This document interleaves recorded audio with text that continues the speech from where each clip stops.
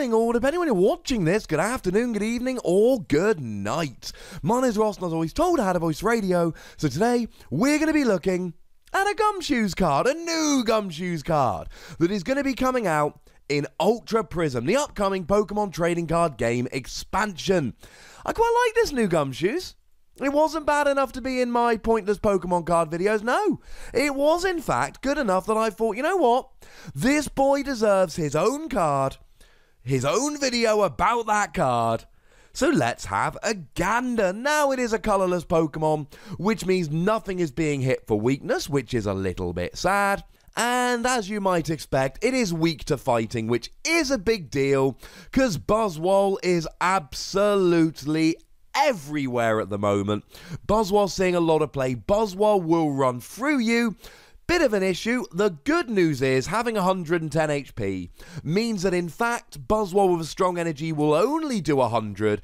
It will not get a KO, although if it adds a Fighting Fury belt, it absolutely will. And if you want a weird kind of positive, you don't need to be worried about either Gallade or Silvally here, because they will be getting a one-hit KO even if they're not hitting for weakness, which is a weird kind of bonus. Retreat cost of 2 is the worst in the game, unfortunately, no heavy ball for you, and 110 HP is slightly low for a stage 1, but like we've said, does mean you'll survive a hit from a Buzzwole with a strong energy, so it could be worse. The good news is that being a colourless Pokemon, you can tech this into absolutely any deck whatsoever, because everyone's playing energy. I mean, I suppose theoretically there could be a deck that only plays strong energy, which can only play fighting Pokemon, but I've never seen that, and I don't think I ever will. So the first attack here, for a 2 colourless energy, which means you can use it for just a double colourless energy, it's actually a pretty nice attack. 20 damage, but your opponent reveals their hand, you get to look at your opponent's hand, and if there's a Pokemon there, you actually do 100 damage instead. 100 damage for a double colourless energy is actually pretty good. Now, of course, this is only the case if your opponent has a Pokemon in hand, but then you get into that fantastic situation where your opponent might actually just bench or discard a Pokemon they don't want to, just to stop you doing extra damage. Let's say, for argument's sake, they've got a Tapu Lele in hand. Well, if they use the Tapu Lele, then that's not a problem. But they might not want to use a Tapu Lele.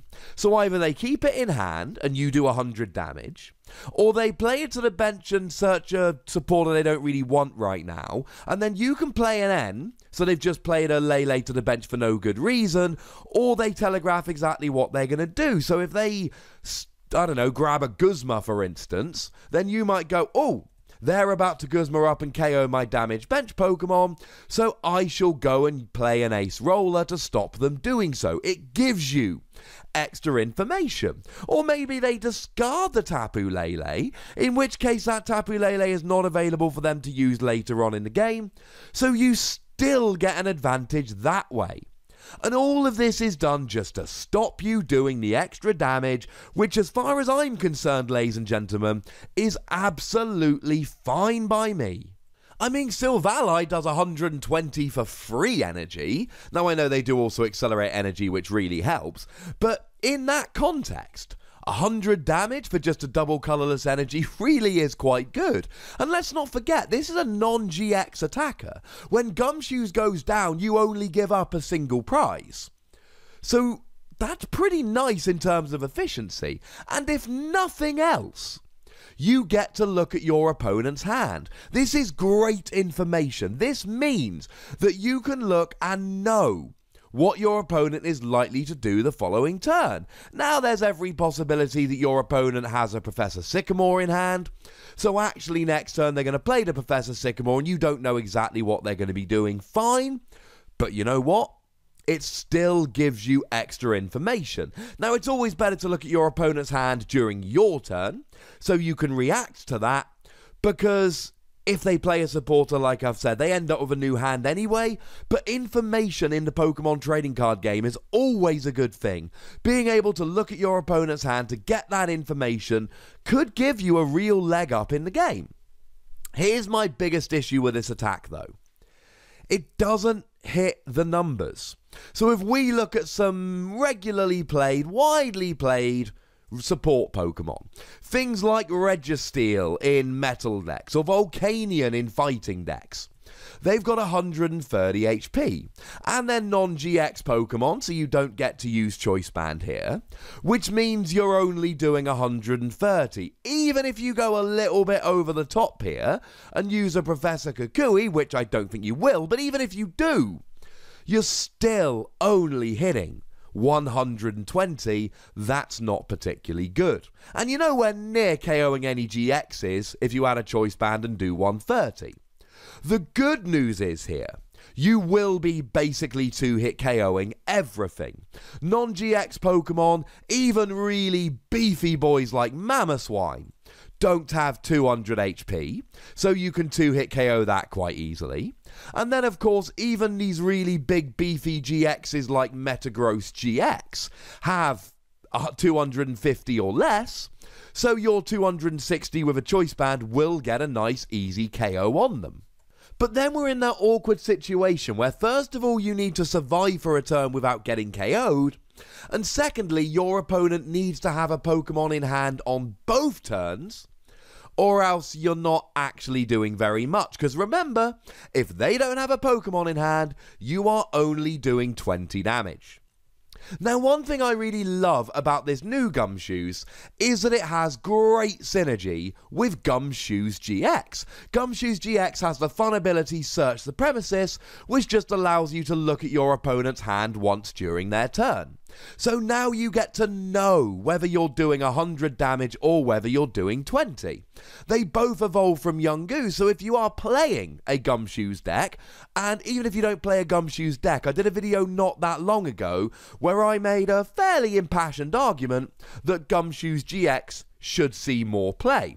Now, I will pop a link to that one in the description, but long story short, Gumshoos GX has a great ability allowing you to look at your opponent's hand once per turn, and a really good GX attack that does 50 damage for every energy attached to your opponent's active Pokemon. Which means if they stack a whole bunch of energy on, you get a really big one-hit KO. And in that context, that's pretty nice. You're playing Yungoos anyway, so do remember that Gumshoos GX and Gumshoos have different names. You could in theory play up to 4 of either of them. So this could be kind of fun, and if we want to compare them, Gumshoos GX does 100 for 3 energy, Gumshoos regular does 100 for 2 energy, if they've got a Pokemon in hand. It's not a terrible attack, ladies and gentlemen. It's pretty efficient, and if you're playing Gumshoos GX anyway, and I think more people should be, this could be kind of fun. Now, there is a second attack here, but the fact that we are 8 minutes into the video and I've not even told you what it does should show you roughly what I think about it. Nothing particularly good. 3 colourless energy, 70 damage, it's just underwhelming. You're now into 2 energy attachments, not 1, which is far from ideal. And, I mean, it will get pretty much all evolving basics, even your 70 HP evolving basics, like Grubbin, for instance, like Trubbish, for instance, they will go down.